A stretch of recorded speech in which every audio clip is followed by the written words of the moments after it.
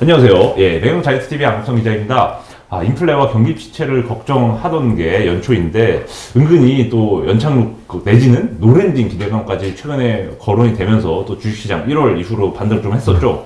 다시 또 2월에 들어서면서 이런 기존의 디스인플레이션에 대한 기대감과 연준의 금리 인하를 선반영하는 시장이 조금씩 미국의 엄청나게 강한 고용과 끈적한 물가로 인해서 좀 다시 좀 주식시장이 흔들리고 있는 모습입니다. 연세대 국제대학원의 이남훈 교수님 모시고 말씀 나눠보도록 하겠습니다. 교수님 사실 작년 시장 한창 흔들릴 때 그때 한번 저희가 모셨었는데 그때가 저 약세장의 끝이었던 거예요. 작년 10월 그리고 11월 이렇게 바닥 한번 진짜 터치했을 때였지 않습니까?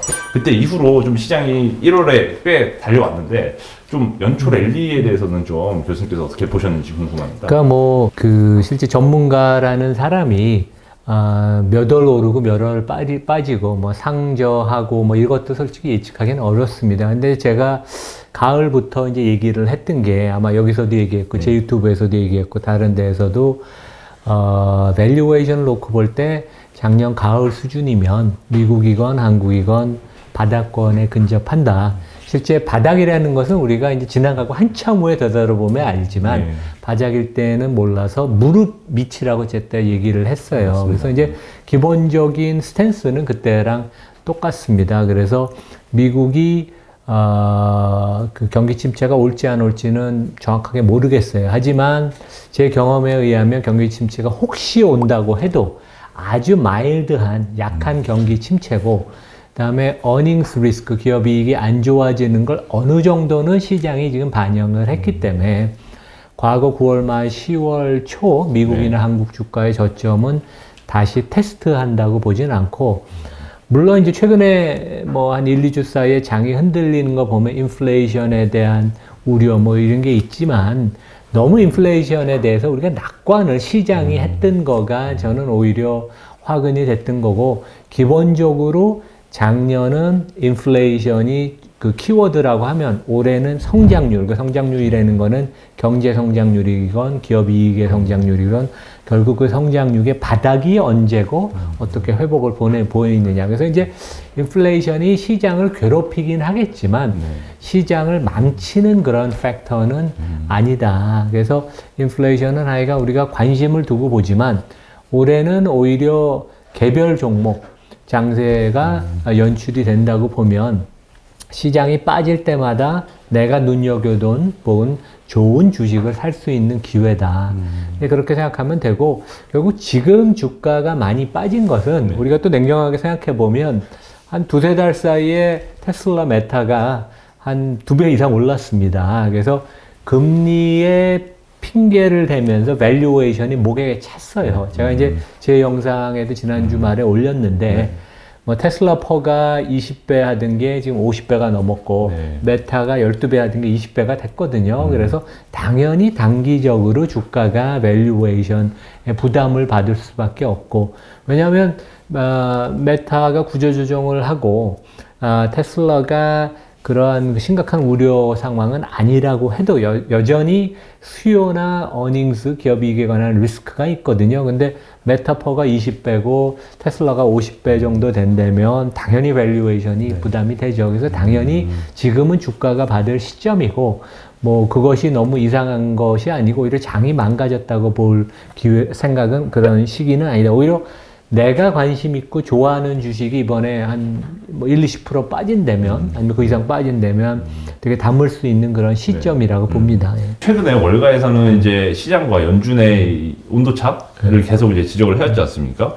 심지어 최근에 모건스탠리 마이클 윌슨 CIO는 이제 S&P 500의 리스크 프리미엄 기준으로 이제 비교하면서 주식이 데스존에 진입했다 이렇게 좀 경고를 이제 했는데 이러다 보니까 다른 IB 골드만에서도 정착륙을 가정을 한다면 3,000까지도 3,000 초반까지도 S&P 500이 떨어질 수 있다 이렇게 경고를 했는데 현재 미국 주식 상황은 좀 밸류에이션상 비싸다고 보시는 것 같고 올해 연중 흐름을 좀 어떻게 보시나요?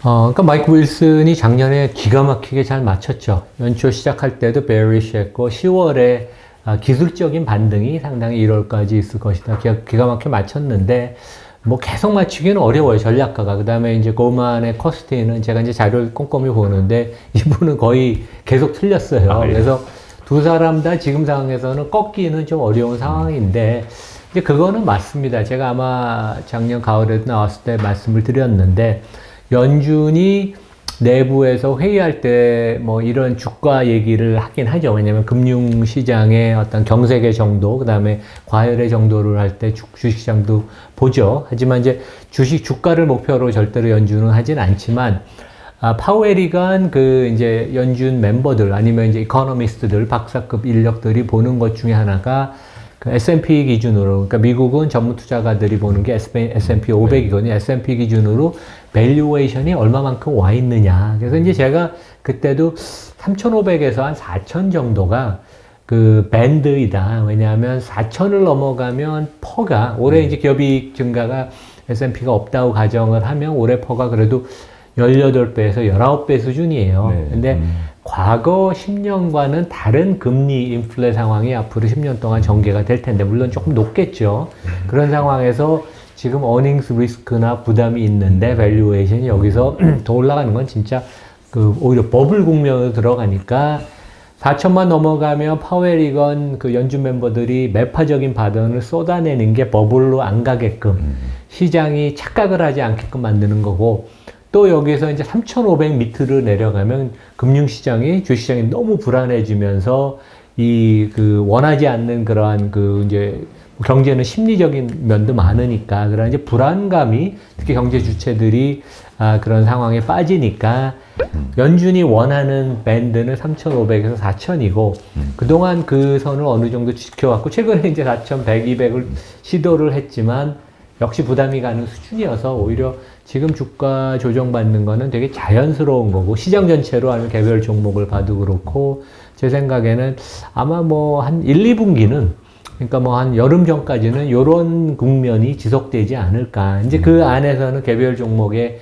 약진이 있고 후퇴하는 종목도 있겠지만 시장 전체 밴드는 우리가 이렇게 보는 게 낫고, 저는 시장이 금리 관련돼서 너무 앞서 나간 거지. 실제 미국에서 올해 연준에서 일을 했던 분이나 아니면 국제통화기금, 그러니까 제가 전에 제 유튜브에 이제 김준일 박사님이라고 아는 부총재보 하시고 IMF에서 오래 근무하신 분을 모셔서 얘기를 들으면 연준이 이제 그때 11월이었는데 금리를 2023년에 내릴 가능성은 진짜 없다. 왜냐하면 연준을 잘 모르고선 국내 전문가들이 하는 얘기인데 저도 거기에 100% 공감을 합니다. 왜냐하면 지금 인플레를 제대로 못 잡으면 그로 인한 후유증이 너무 후폭풍이 크기 때문에 내가 잘못해서 때려잡는 그런 너무 과잉 진압을 할지 몰라도 금리를 잡겠다는, 인플레를 잡겠다는 그런 의지가 확고하기 때문에 시장이 이거는 너무 이제 혼자 사랑에 빠진 이제 그런 것이고, 지금 이제 어떻게 보면 정상으로 가는 거죠. 예. 네. 그래서 제가 채권 금리를 보다 보니까요. 최근에 또 미국채 10년물 기준으로 거의 3.9%. 그렇죠. 어제 네. 3.94로 거의 4%에 근접했는데, 이러다 보니까 채권 시장은 2023년에는 금리 인하가 없다라는 걸 이미 주식시장보다 빠르게 반영을 했고, 오히려 연준과의 괴리를 좀 더 많이 좁혀나간 상태인데, 또 하이힐드 채권 스프레드만 보자면 또 작년 전저점을 터치할 정도로 높게 치솟지는 또 않는 모습입니다. 그러다 보니까 교수님께서 최근 채권 시장 움직임과 프라이싱은 어떻게 해석하고 계신지 궁금합니다. 그러니까 이게 이제 시장이 이렇게 요동을 칠 때 보통 이제 주식 투자하는 분들이 약간 평온한 정상적인 국면에서는 채권 시장 거의 금리를 안 보죠. 환율은 조금 보긴 하지만, 그러니까 우리 국내 투자가나 이제 미국 투자가 다 환율에 예민하니까. 근데 이제 이러한 약간 비상 국면, 이제 변곡장 같은 때는 채권 시장을 보고 실제 채권을 하는 분들이 훨씬 더 잘해요.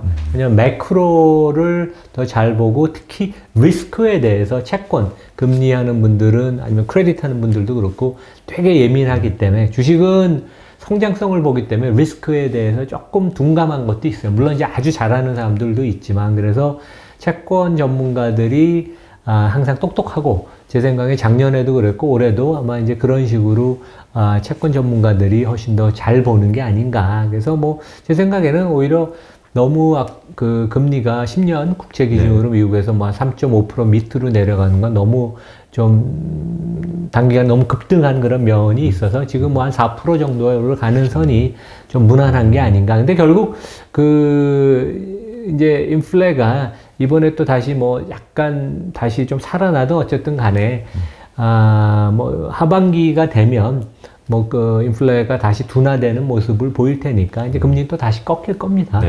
네. 하반기에 들어서 좀 안정을 해도 찾을 것이다. 그러면 거꾸로 이제 사실 작년 하반기 시장 흔들릴 때도 미국채 10년물 기준으로 4% 위로 뛸 때마다 뭐 당시 또 채권 전문가분들은 이거 미국채 살 때다 이렇게 많은 매수콜을 하셨는데 채권 사기 좋은 시절이 맞다 이렇게 말씀 주셨는데 이 요즘 최근 시장도 다시 좀 그 채권 사기 좋은 시장으로 가는 것 같아서 그렇죠. 예. 그러니까 뭐 금리가 이렇게 높으면 뭐 제 생각에는 특히 이제 그 주식 시장이 과매도가 그러니까 우리 뭐 코스피 기준으로 2100 아니면 S&P가 3500 찍을 때 이제 과매도되고 개별 종목이 테슬라 100달러 네. 아니면 메타 뭐 8, 90달러 했던 과매도된 국면 같이 채권 금리도 뭐 미국 10년 국채 금리건 국내 금리건 금리가 너무 급등하면 과매도된 거니까 그런 기회는 되게 자주 오지는 않죠. 그래서 그런 기회를 활용하는 게 되게 좋습니다. 한국 주식 하시는 분들은 결국 외국인 수급이 좀 중요한데 환율이 이렇게 오르다 보니까 올해도 힘든 거 아닌가 이렇게 생각을 하시는 것 같아요. 환율과 좀 이 외국인의 약간 한국 주식 매수에 대해서 어떻게 보시나요? 그러니까 제일 그 변수 중에 진짜 잘하는 전문가들도 항상 틀리는 게 환율입니다. 네. 그래서 뭐 주식시장 금리는 잘 맞히는 사람들이 꽤 있어요. 그러니까 장기간 잘 맞히는 분들이 있고 그런 분들이 이제 전문가로 인정을 받는데 환율은 예외 없이 거의 대부분 다 틀리고 네. 그게 이제 경제, 금융 이슈뿐만 아니라 정치적인 이슈, 사회적인 이슈, 그 다음에 돌발 이벤트에 의해서 기본적으로 또 외환시장은 제로섬 게임 아니에요, 되게. 그러니까 되게 어려운데 제 생각에는 큰 환율은 뭐 옌달러건 원달러건 작년에 고점을 저는 찍었다고 보입니다. 그래서 너무 단기간 우리 원달러도 보면 오늘은 거의 1300을 다시 돌파를 했죠. 근데 뭐 1250 밑으로 내려간 거는 너무 단기간에 많이 움직인 것 같아서 약간 그 조정하는 모습을 보여서 환율은 다시 옌달러 그 다음에 이제 뭐 미국 외에 다시 아시아 통화건 이머징 마켓 커런시건 조금 안정을 다시 보일 것 같아요. 그러면 다시 환율은 뭐 제 생각에 1200에서 한 1300 정도 밴드를 놓고 보면 제 생각에는 이머징 마켓 한국 포함해서 전반적으로 그러면 이제 좀 안정감을 찾을 거고 미국 기업들도 보면 작년에 실제 실적이 안 좋다고 했지만 실제 그 달러 강세 충격을 빼면 그 매출액이 평균 5에서 한 8% 포인트 손실을 받고 손해를 받고 순이익은 그보다 더 그 임팩트가 컸기 때문에 금년 들어서 아마 2분기, 3분기쯤 되면 환율이 조금 다시 안정되면 미국 기업 이익이 생각보다 환율 때문에도 긍정적인 그런 그 바람이 좀 불 수 있어요. 그래서 제 생각에는 환율이 지금 뭐 올라가는 것은 이제 미국 금리가 너무 이제 금리가 너무 과도하게 떨어져서 이제 그것에 대한 반작용으로 이제 금리가 다시 올라가는데 환율도 이러다가 다시 이제 안정을 되는. 그래서 작년에는 여러 가지가 모두 불균형점에서 비정상적이고 불안한 상태였는데 올해는 이제 정상으로 가고 균형으로 가는 과정이지만 그게 일직선으로 가는 건 아닙니다. 금융시장은. 이제 우리가 그렇게 조금 큰 그림을 보면 너무 이렇게 단기적인 움직임에 우리가 신경을 많이 쓸 필요는 없다. 이제 그렇게 생각을 합니다. 알겠습니다. 뭐 최근에 사실 뭐 연초부터 미국 외 주식, 미국 외 자산이 신흥국 자산 위주로 좀 유망하다 이런 의견들은 IB에서도 글로벌 IB에서 많이 나왔던 것 같은데 교수님께서는 최근 이 글로벌 돈의 흐름을 어떻게 좀 보고 계신가요? 그러니까 재미있는 게 금년 들어서 그 국내에서는 이제 외국인은 사고 최근에 뭐 매수 강도는 좀 약해졌지만 기관하고 특히 개인들이 많이 팔았잖아요. 근데 이제 미국 시장은 뮤추얼 펀드 플로우는 미국 주식으로 이제 오히려 환매가 됐지만 개인들의 직접 미국 주식에 투자는 거의 사상 최고치예요. 그래서 그 최근 데이터를 보면 1 기준으로 1월하고 2월 초까지 하루에 순매수를 2조 원씩 거의 10억 달러를 했더라고요. 어마어마한 순매수를 하는데 재밌는 것은 이제 우리가 1, 2년 전에는 이제 20대들이 시장에 처음 들어온 젊은 그 피들이 뭐 국내도 그렇지만 이제 밈 주식을 많이 사서 많이 물리고 그다음에 이제 증시에 대해서 좀 좋지 않은 감정을 가졌는데 이제 이번에 주식 시장에 참여하는 사람들은 40대, 50대 베테랑, 중장년층 증시에서 경험이 많은 분들 그래서 이제 이분들이 테슬라도 많이 샀고, 그다음 빅테크.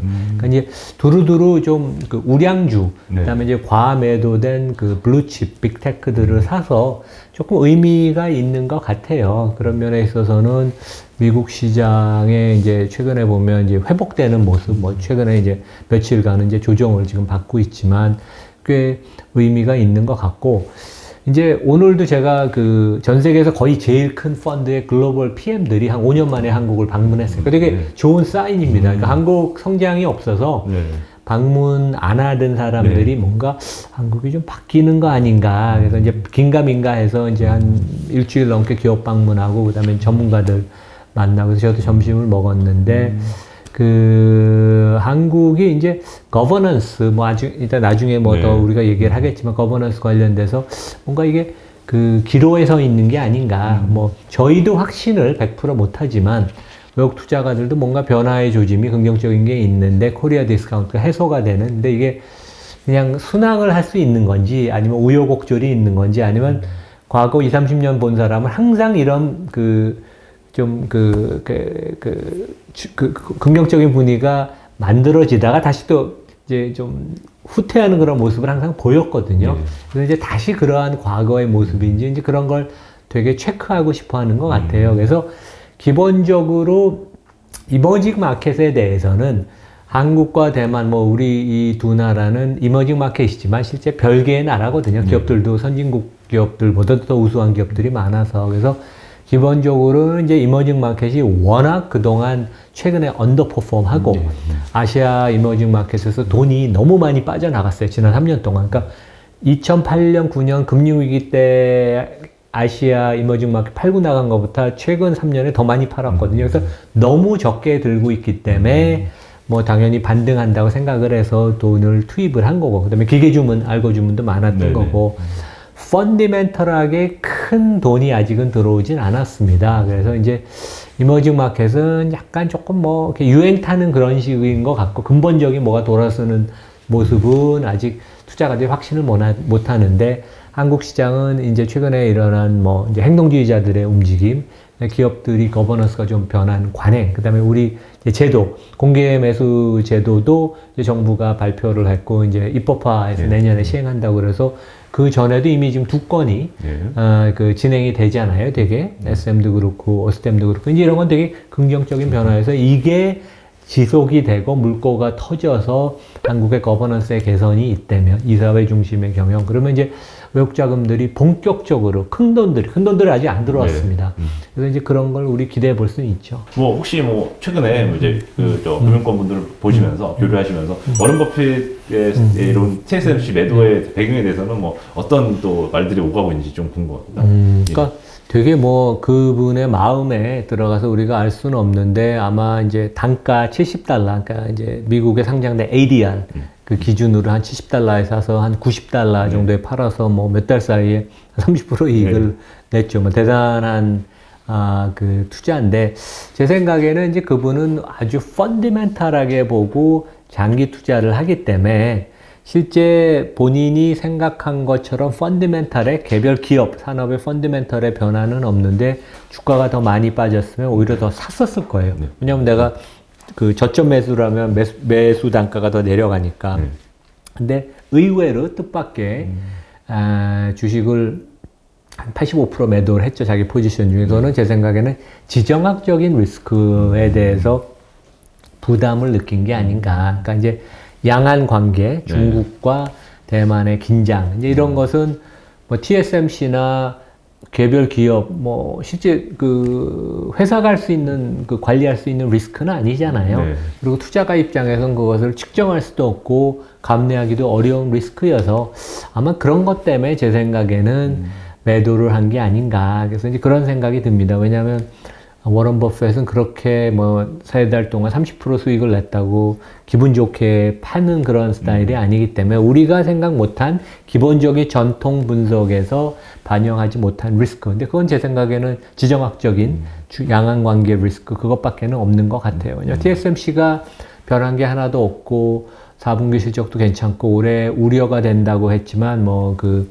챗GPT 이런 것 때문에 최근에 그 GPU 주문도 많고 그래서 1월달 매출도 괜찮았거든요. 생각보다 훨씬 좋았는데 그래서 뭐 주가도 상당히 높게 유지가 되고 그랬는데 그래서 저는 기본적으로 우리 투자가분들이 당연히 국내에선 삼성전자를 들고 가야 되고 왜냐하면 과거 트랙 레코드도 있고 성장이 계속 높은 분야에서 압도적인 경쟁력이 있으니까 그리고 하이닉스는 꼭 들고 갈 필요는 없어요. 왜냐하면 삼성전자랑 하이닉스랑 비즈니스 모델이 겹치는데 리스크가 삼성전자가 적습니다. 그리고 과거 주가의 패턴을 봐도 삼성전자가 하이닉스보다 못하진 않아요. 빠질 때 덜 빠지고 안정성이 있거든요. 오히려 그래서 둘 중에는 당연히 삼성전자 하나 갖고 가면 되고 반도체를 더 투자하고 싶으면 TSMC 이제 미국에 상장된 TSM을 ADM 죠? 사는 게 되게 현명한 되게 투자가 아닌가. 아니면 뭐 그냥 SOX, SOX 반도체 업종 ETF를 사도 되는데 SOX에는 삼성전자는 없습니다. 어떻게 보면 비싸다라는 얘기는 나오지만 그럼에도 장기 성장 전망은 밝은 이 2차전지 섹터에 대해서 삼성전자만큼이나 좀 뭔가 제2의 삼성전자가 이 한국의 배터리 산업에서 나올 가능성이 있다고 보시는지 좀 궁금해요. 그러니까 배터리 2차 전지 뭐 LG 엔솔이든 삼성 SDI든 이제 SK 이노베이션 아니면 그 하단에 있는 다운스트림 회사들 보면 성장성이 높은 건 맞습니다. 그러니까 이제 반도체가 장기적으로 물량 기준으로 보면 한 연평균 10%씩 계속 성장을 했어요. 지난 40년, 50년. 앞으로도 그 정도 성장할 것 같아요. 근데 이제 사이클이 좋을 때는 가격이 올라가면서 훨씬 더 성장이 높고 올해 같이 이제 다운턴이 이제 꺾이는 국면에서는 물량도 뭐 위축이 되지만 이제 가격이 하락해서 이제 이게 변동성이 심한데 연 10% 제가 말씀을 드렸는데 배터리는 뭐 전문 그러니까 월가 증권사마다 이제 약간 틀리긴 하지만 기본적으로 한 10년, 20년은 물량 기준으로 한 연 20%는 성장을 한다. 그러니까 당연히 성장성은 높지만 그것이 과연 이익으로 나타난다는 보장은 없어요. 특히 지금 이제 뭐 한 5%대 LG 엔솔 같은 데는 이익을 낼까 말까 하는데 회사는 이제 뭐 올해 한 7, 8% 낸다고 영업이익률 기준으로 한다고 그러는데 과연 이 자동차 업체들이 물론 테슬라는 두 자릿수 영업이익을 내지만 기본적으로 10% 이상 영업이익률을 내는 자동차 회사는 대량 그 볼륨을 파는 업체 중에는 없었고 앞으로 전기차로 간다고 그래서 과연 마진이 얼만큼 높아질지 그 완전 테슬라처럼 비즈니스 모델이 틀린 그 경우가 아니면 그래서 실제 고객은 마진이 높지 않은데 그 다음에 그 하단에 있는 또 원재료 회사들은 그 프라이싱 파워나 독점력, 과점력이 있는데 그 가운데 껴서 제 생각에는 마진을 생각보다 벌기도 어렵고 그게 단순하게 마진을 많이 벌겠다고 가정을 애널리스트가 하는 건 너무 나이브한 생각이에요, 되게. 그래서 저는 생각보다 실망한 가능성이 있다. 그래서 오히려 그거보다는 다운스트림에서 그 뭔가 활동을 잘하는 포스코 홀딩 같은데 그러니까 포스코 홀딩은 밸류에이션도 싸요. 그러니까 그러니까 우리가 투자해서 망치는 제일 지름길 중에 하나가 성장주를 잘 될 거라고 믿어서 샀는데 그 고성장을 가정이 돼 있고 주가에 녹아 있는데 그게 이루어지지 않으면 주가가 아주 많이 빠지거든요. 그래서 그런 실망을 하는 것보다는 이제 포스코 홀딩 같은 경우가 기대치가 너무 낮았어요. 밸류에이션도 낮고 그런데 철강 사이클도 좀 돌아서고 그 다음에 이제 2차 전지 뭐 포스코 케미컬도 갖고 자회사로 있고 그 다음에 이제 리튬 광산 이런 것들이 제가 이렇게 경영진을 보면 되게 상당히 훌륭한 것 같아요. 지금 뭐 정부에서는 약간 뭐 주인 없는 회사라고 약간 괴롭히지만 그거는 제 생각에 논센스인 것 같고 왜 주인이 없는 회사입니까? 주주가 있는데. 네, 맞습니다. 근데 그 포스코 홀딩 같은데 밸류에이션도 낮고 최근에 주가가 올랐지만 많은 기대가 이렇게 녹아 있지는 않아요. 그래서 그런 데가 오히려 꾸준히 계속 효자 노릇을 할 수 있어서 오히려 그런 데에 투자하고 그다음에 주주 환원도 최근에 되게 많이 합니다. 그래서 이제 그런 데가 오히려 더 투자에 그 실망도 안 하고 리스크도 좀 적게 투자를 하는. 그러니까 항상 우리가 투자할 때 내가 이 종목을 이 포지션을 사면 우리는 업사이드만 생각하는데 이면에 녹아있는 리스크가 뭔지 그걸 항상 고민해야 되는데 뭐가 잘못될 것인지 영어로는 what could go wrong 그건데 그거 측면에서 보면 저는 2차 전지 회사들은 시장이 잘못된 판단을 할 가능성이 높다. 그리고 LG 엔솔이 뛰어난 회사지만 이번에도 뭐 그 그 이제 미국, 유럽 배터리 업체들이 LG엔솔뿐만 아니라 이제 SK온도 뭐 신규 공장을 짓는데 이제 좀 다른 소리를 하고, 그러니까 이제 슈퍼 을로 생각하는 건 좀 잘못된 것 같아요. 그리고 삼성전자가 시가총액이 400조 원인데 LG엔솔이 이제 돈 벌기 시작하는데 시가총액이 130조 원이면 약간 LG엔솔 3개 살래? 아니면 삼성전자 하나 살래? 그러면 당연히 내가 10년 투자한다 그러면 삼성전자를 하죠. 올해 교수님께서 뭔가 좀 개인 투자자분들이 포트폴리오를 운영할 때 뭐 성장주나 가치주라든지 아니면 뭐 다른 스타일을 뭔가 좀 추구를 한다면 어떤 스타일의 뭔가 포트폴리오 구축을 좀 권하신가요? 그러니까 저는 그 성장주, 가치주 그 구분 자체를 그렇게 좋아하지도 않아요. 그게 뭐 과거 10년 동안은 그러니까 얼마 전까지만 해도 성장주 시대였고 그 다음에 이제 가치주가 컴백을 하느냐 그리고 뭐 메타가 성장주였다가 주가가 빠지니까 가치주로 분리하고 이제 그런 해프닝도 있는데 제 생각에는 하여간 편식하지 말자. 그래서 우리가 국내 투자를 당연히 해야 되고 왜냐면 대한민국은 우리가 훨씬 정보의 우위도 있고 암만 애플을 잘한다 그래도 우리가 삼성을 더 많이 아니까 그래서 이제 국내 투자를 하되 장기적인 주식 투자의 성과가 배당 포함해서 미국이 한국보다 훨씬 좋은 것은 이제 제가 계속 얘기를 하는데 이제는 다 인정을 합니다. 그래서 이제 장기적인 주식 투자, 그러니까 배당 포함해서 내가 총 얻은 수익률이 연기준으로 미국은 한 10% 정도고 뭐 30년, 50년, 100년 보면 비슷합니다. 대한민국은 뭐 언제 기간을 쪼개서 보느냐 틀리지만 한 6, 7% 되는데 삼성전자 빼면 3, 4%고 거기서 이제 배당 2%를 빼면 진짜 주가는 안 오르는 경우도 많죠.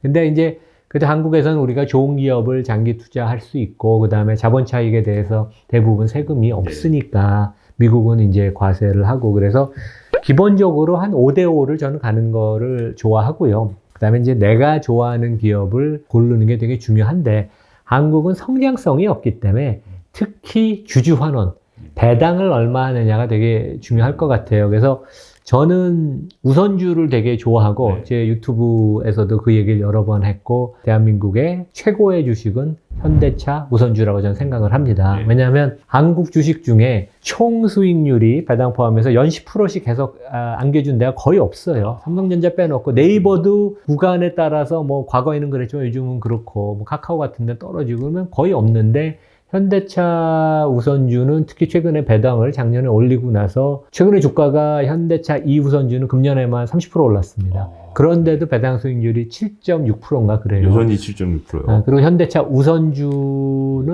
비슷합니다. 그것도 한 7% 중반대. 그러면 물론 작년에 배당했다고 내년에 똑같이 배당한다는 보장은 없죠. 왜냐하면 배당은 이익의 함수고 경영진의 이제 의지니까. 근데 이제 현대차가 되게 잘하고 있기 때문에 배당이 크게 망가질 리스크는 없어서 내가 한 7% 배당을 받아서 배당 수익률을 챙기고 그러면 주가는 평평해도 내가 7%를 버니까 남들보다 훨씬 잘하고 현대차가 장기 성장성이 상당히 괜찮습니다. 왜냐하면 압도적인 제품의 경쟁력, 제네시스, 프리미엄, 전기차 부분에 지금 발군의 실력을 내고 있거든요. 그러면 우리가 한번 기대해 볼 만해서 배당을 7, 8% 받은 데다가 은행주보다 더 높죠. 근데 은행은 성장을 못 하거든요. 그리고 이제 관치하니까 항상 이제 두들겨 맞을 리스크가 있죠. 이번같이. 근데 현대차는 성장성도 있기 때문에 뽕도 먹고 닭도 먹고 그래서 우리가 배당을 많이 주는 그 종목을 일단 우리가 근데 펀드멘털이 좋아야죠. 역성장하는 데는 아니어죠. 그런 면에서 보면 KTN들이 재미없다고 보지만 괜찮은 기업인 게 5% 배당 수익률을 주는 전통은 이제 10년 이상 굳어져 있습니다. 그래서 우리가 너무 공격적으로 포트폴리오를 짤 필요는 없다. 그래서 뭐 삼성전자는 당연히 갖고 가야 되고 뭐 이런 우선주 아니면 제 생각에 LG에너지 솔루션보다는 LG화학의 우선주가 있습니다. 그러면 LG화학의 반값에 사거든요. 그래서 그 다음에 이제 배당은 2배고. 그러니까 우선주를 산다는 건 되게 보통주의 반값이기 때문에 내가 그 기업을 반값에 사서 퍼가 반이고 배당 수익률은 2배니까 매력적이죠. 그런 것도 있고, 이제 은행주가 성장을 못하고 지금 관치 그런 것 때문에 주가가 많이 좀 밀리고 있지만 결국 배당 수익률이 5에서 10%는 거의 앞으로 계속 갈 것 같아요. 은행 경영진도 실제 그걸 원하고 그런 면에 있어서는 약간 채권 비슷하게 그리고, 근데 정부 이제 규제 리스크는 좀 있습니다. 이제 우리가 그렇게 생각을 해야 되고, 미국은 조금 성장 위주로, 그 다음에서 이제 주주 친화적인 회사를 고르는 게 좋지 않겠나. 그게 뭐, 테슬라건 빅테크건 이제 이런 거랑, 그 다음에 이제 너무 성장만 또 갖추면 안 되고 P&G나 존슨앤존슨 뭐 이런 종목 그다음에 이제 제가 항상 좋다고 얘기하는 게 헐시 초콜릿 같은데 헐시 같은데 주가 뭐 계속 오르고 있습니다. 실적도 최근에 좋고 이제 이런 것들을 좀 섞어야 되지 않나. 그래서 빠질 때도 덜 빠지고 오를 때 들어올 수 있지만 안정적으로 배당도 포트폴리오에서 1년에 한 2, 3% 나오고 주가도 길게 보면 연 뭐 한 5에서 10%씩 오르면 상당히 훌륭한 포트폴리오죠. 이번에 사실 한국 정부에서도 이제 배당 정책을 좀 이제 선진화하겠다고 이제 발표를 하면서 이 미국 주식 같은 경우는 이제 먼저 배당 금액을 정해놓고 이제 배당 이사회에서 기준을 잡지 미리 이제 않습니까? 정해서 발표를 예. 하죠. 이제 한국은 이제 배당 기준을 넘은 다음에 그 다음에 정하다 보니까 사실 사는 입장에서는 배당금을 내가 과거 이력에만 의존해서 이제 참고를 해야 되는데 아무래도 좀 배당 투자하면 뭐 제도를 개선한 다음에 뭔가 좀 배당 투자도 한국이 좀 뭔가 자리가 잡히게 될까요? 그러니까 이번 정부가 그런 면에 있어서는 자본시장과 관련돼서 되게 프렌들리한 친화적인 정책을 그러니까 섬세한 그런 것도 되게 지금 지나고 보면 그 충분히 정부도 그런 식으로 이제 부탁을 하고 주문을 하고 기업들도 정관을 거치면 되는 거여서 어려운 게 아니었는데 이제 하고 있는데 이번에도 근데 실제 시행하는 기업은 그렇게 또 많지는 않습니다. 그러니까 안 하는 기업도 많은데 이제 뭐 내년에는 더 많이 하겠죠. 그런 면에 있어서는 그러한 변화들이 되게 긍정적이고, 이제 배당 관련돼서는, 그러니까 배당을 한 번 늘리는 게 중요한 게 아니라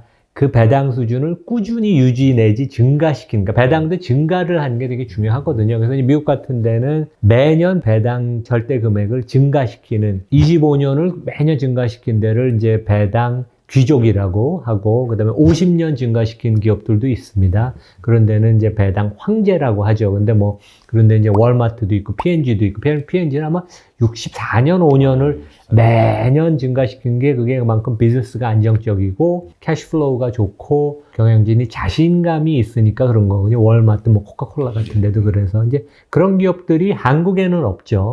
이제 앞으로 생기길 바라지만 그런 기업들은 이제 미국에서 우리가 찾아서 그냥 묻어두면 되는 그렇게 생각을 하면 될 것 같습니다. 네. 또 여전히 사실 한국 분들은 사실 미국 주식 하실 때 대부분 이제 애플, 테슬라, 또 마이크로소프트, 구글, 엔비디아, 메타 같은 이런 빅테크 주식 많이 투자를 하고 계신데 빅테크 중에서는 최근에 그래도 주가 수준이 어디가 좀 제일 비싸고 어디가 좀 제일 낮다 이렇게 보시는지요? 단기적으로는 당연히 테슬라랑 메타가 너무 이제 단계가 너무 많이 올라서 주가 하락이 뭐 제 생각에는 20% 이상 돼야지 조정을 받을 것 같아요.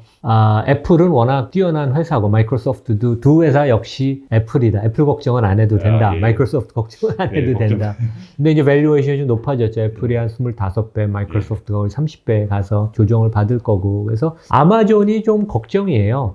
알파벳은 뭐 최근에 이제 비즈니스 모델에 약간 정체성이 뭐냐. 그 다음에 이제 그 챗GPT, 그 다음에 마이크로소프트가 빙으로 치고 나오면서 타격을 입었지만 진짜 압도적으로 최고의 인력을 갖고 있기 때문에 그 다음에 이제 절실함이 좀 없어요. 너무 잘 나가는 기업이기 때문에. 근데 이번에 조금 그 순다 피차이 CEO도 프레셔를 압력을 많이 받았을 거고 이사회에서 좀 프레셔를 항상 넣습니다. 주주들도 넣고 그 다음에 이제 크리스 혼이라고 영국의 가장 뛰어난 행동주의 펀드가 작년 10월인가 11월에 이제 그 공개 성안을 보냈죠. 행동주의 레터는 아니지만 왜냐하면 이제 거기는 차등 의결권 제도가 있어서 그 이사회나 경영진을 공격할 수는 없습니다. 하지만 이제 4가지 그 원하는 그 내용을 해서 아마 그것을 충실히 지키면 좋을 것 같은데 좀 걱정되는 건 이제 아마존인 것 같아요. 그래서 아마존이 주가가 많이 오르지는 않았지만 AWS 클라우드가 좀 성장이 조금 둔화가 되고 이제 최근에 실적도 그렇고 그런데 리테일 부문 이제 전자상거래에서 과연 돈을 벌 수가 있나? 근데 이제 그런 의문이 계속 생겨서 앤디 제시 이제 어떻게 보면 이제 그 제프 베조의 넘버 2 당연히 이제 뭐 CEO가 될 분이 됐는데 생각보다 리더십을 잘 발휘하지는 못해요. 그래서 주가가 당분간 계속 혼조세를 보일 것 같고 제 생각에는 아까 말씀드린 뭐 테슬라건 메타건 마이크로소프트 애플 아니면 뭐 알파벳도 주가가 뭐 한 20% 가까이 조정을 특히 받으면 그러니까 메타 테슬라 같은 거는 제 생각에는 좀 담아야 되는 게 아닌가. 그래서 지금은 제 생각에는 주가 조정이 이제 시작을 했으니까 너무 급하게 생각할 필요는 없고 그냥 회사가 그대로 있거든요. 그다음에 최고의 인력이 그대로 있기 때문에 그리고 이번에 메타 같은 데가 구조 조정을 11,000명 전체 종업원의 13%를 내보내고 지금 이제 중간 매니저들을 또 구조 조정을 한다 그래서 비용을 줄일 수 있는 여지가 되게 많아요. 그러니까 구글 알파벳도 엄청나게 비용 줄일 여지가 많다는 얘기거든요. 그래서 그런 면에 있어서는 업사이드를 창출할 수 있는 경영진의 그 의지에 따라서는 그런 면에 있어서는 주가가 조정을 받으면 제 생각에는 사면 상당히 의외로 기업 이익은 생각보다 좋을 수 있다. 특히 이제 달러 초강세가 이제 무너져서 달러가 어느 정도 안정을 찾으면 작년에 너무 어려웠던 그 강한 달러 때문에 그게 이제 올해 거꾸로 작용을 하니까 실적이 의외로 좋을 수도 있습니다. 사실 챗 GPT 이후 이제 AI와 이에 관련된 수혜가 집중될 이걸 좀 산업 트렌드를 리딩할 빅테크는 MS, 구글, 엔비디아 이 세 개 중에서 주도를 좀 어떻게 보고 계시나요? 그러니까 엔비디아는 진짜 뭐 엄청 좋은 회사고 포지셔닝이 좋죠. 그리고 뭐 삼성전자도 진짜 좋습니다. SK 하이닉스도 뭐 메모리 많이 필요하니까 지금 이제 워낙 적자가 많이 난다고 그러니까 이제 그 부분이 간과가 되는데 검색 광고 시장이 한 200조 원 되는 어마어마한 시장이고 그 부분을 93%를 구글이 먹었었고 특히 모바일은 거의 100%입니다. 그러니까 뭐 어마어마한 큰 시장인데 다른 업체들이 다 들어가고 싶었죠. 그다음에 거기가 매출 총이익률이 한 7, 80%, 영업이익률이 40% 넘는 회사는 발표 안 하지만 이제 되게 알고 있죠. 그런데 실제 구글이 독점으로 나가는 2008년에 마이크로소프트가 그 당시에는 야후가 잘 나갔습니다. 야후가 2등 검색 엔진. 그러니까 요즘은 이제 야후 파이낸스밖에 안 쓰죠. 근데 야후가 2등이었는데 마이크로소프트가 야후를 인수하겠다고 그 공개 매수 제안을 그 당시 주가에 70%, 80% 프리미엄을 주고 했는데 이제 야후가 노를 했어요. 근데 이제 이번에 생성 AI의 투자를 기반으로 특히 사티아 나델라 CEO가 되게 똑똑하고 전략적이고 그 다음에 약간 독사 같은 게 있어요. 그래서 이번에 한번 확실히 물자. 그래서 제 생각에는 구글이 워낙 AI 인력이 뛰어나서 그러니까 압도적으로 인력은 좋습니다. 근데 93%의 그 거의 독점에 가까운 것은 이제 깨지겠죠. 그래서 뭐 춘추전국 시대라고 표현하는 게 적합하지는 않지만 마이크로소프트가 빙이 3에서 뭐 5%, 10% 정도까지 갈 거고 다른 데들도 좀 들어오겠죠. 되게 다 AI를 하니까. 그래서 뭐 독점에 가까운 과점 체제로 가면서 실제 구글의 수익성이 좀 악화가 될 여지는 있지만 워낙 맨파워가 좋고 그 다음에 AI에 관련돼서 실제 연구하고 성취한 게 많고, 실제 메타도 되게 많이 했어요. 그래서 애플 이제 프라이버시 개인 그 정보 보호 때문에 메타 망했다 그러는데 다 이제 극복해서 다 하잖아요. 그러니까 이제 이 회사들이 다 인력들이 다 충분히 있거든요. 그래서 이제 우리가 너무 마이크로소프트가 이제 무너뜨렸다 구글을 그거 생각하는 건 대단히 위험한 생각이고 제가 제 영상에서도 그때 했는데 이제 한국의 대통령이 누구냐 영어로 물어봤는데 구글은 당연히 정확하게 윤석열 대통령이라고 했는데 마이크로소프트의 빙은 김정은 북한 지도자를 해서 이게 되게 아직까지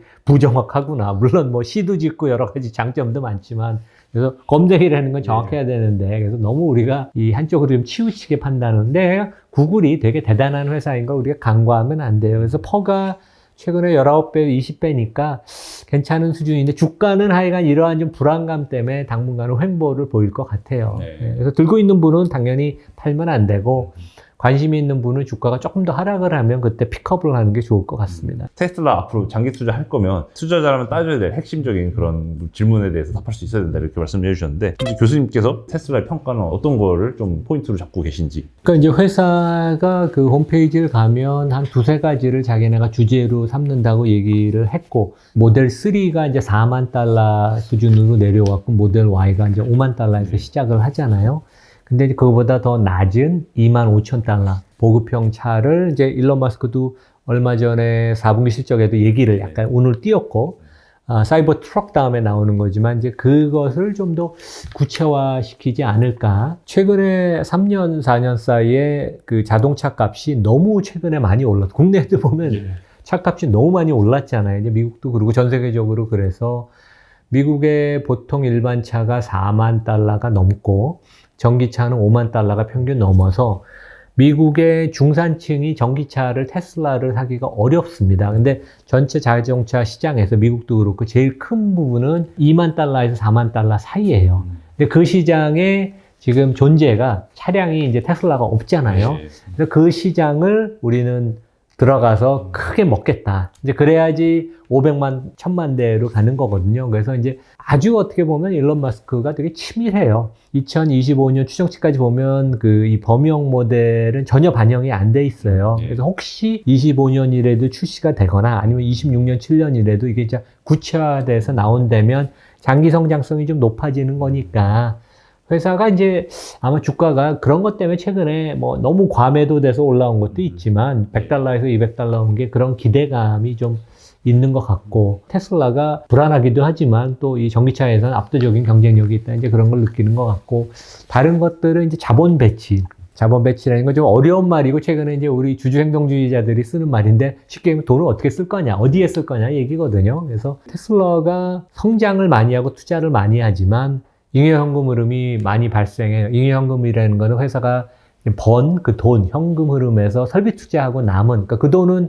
주주한테 다 줄 수도 있고, 배당을 할 수도 있고, 다 자사주 매입 소각을 할 수도 있고, M&A를 할 수도 있고, 뭐 다양한 건데, 그게 앞으로 3년 동안 한 50조 원이 넘게 쌓입니다. 그러니까 이제 돈이 엄청나게 현금이 지금 한 25조 원인데 더 쌓이니까 그 돈의 일부를 아마 자사주 매입 소각을 운을 띄울 수도 있다. 근데 저는 자사주 매입을 발표한다 그래도 지금 퍼가 50배가 넘는 수준에서 사는 것은 주식 소각의 효과가 별로 많지가 않아서 주가에 미치는 충격은 크지는 않을 것 같아요. 근데 이제 그 돈을 앞으로 어떻게 앞으로 쓸 건지 그런 부분을 회사가 밝히는 게 되게 중요한 것 같아요. 그리고 이제 뭐 다른 것들은 뭐 에너지 관련돼서 좀 장기 계획, 그 다음에 이제 그 슈퍼차징 인프라를 이제 내년 말부터 이제 대외 개방하는 거. 이건 되게 어떻게 보면 적과의 동침으로 보지만 월가 전문가들은 오히려 역시 테슬라가 좋다. 그리고 이제 제가 에너지 기업의 그 오너 대표분한테 얘기 들었는데 미국은 전력망이 우리처럼 이 백본이 그게 튼튼하지가 않아서 슈퍼차저를 구축할 수 있는 게 한 2만 개 정도밖에 안 된다 그러는데 테슬라가 12,000개가 14,000개 갖고 있어서 그런 부분도 우리가 높게 봐야 될 것 같아요. 그래서 이제 미국은 뭐 뉴욕, 보스턴이 우리 지도에서 보면 가까운 것 같지만 4시간, 5시간 달려가야 돼서 충전을 완전히 하고 가지 않은 상태에서는 도중에 서야 되는데 완속 충전을 하다 보면 시간이 너무 걸리니까 슈퍼차저에서 30분, 1시간 만에 하고 가는 게 좋거든요. 그런 면에 있어서는 슈퍼차저를 누가 갖고 있느냐, 어디에 갖고 있냐가 중요한데 압도적으로 테슬라가 되게 그런 면에 있어서는 비교 우위가 되죠. 국내에서도 이제 저도 한 5년째 테슬라를 타지만 우리가 계획을 세우면 슈퍼차저들이 다 있어서 걱정을 안 해도 돼요.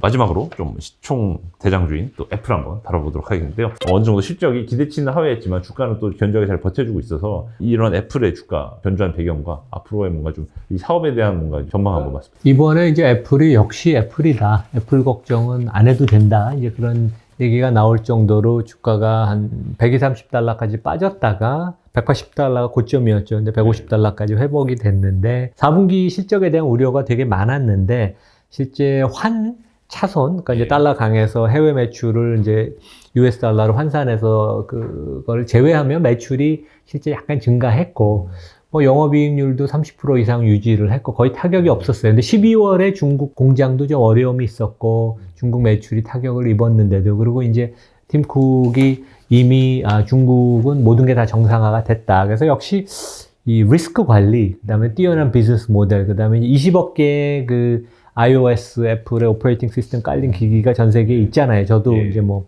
전화 갖고 있고 2-3개 갖고 있고 이제 그런 거.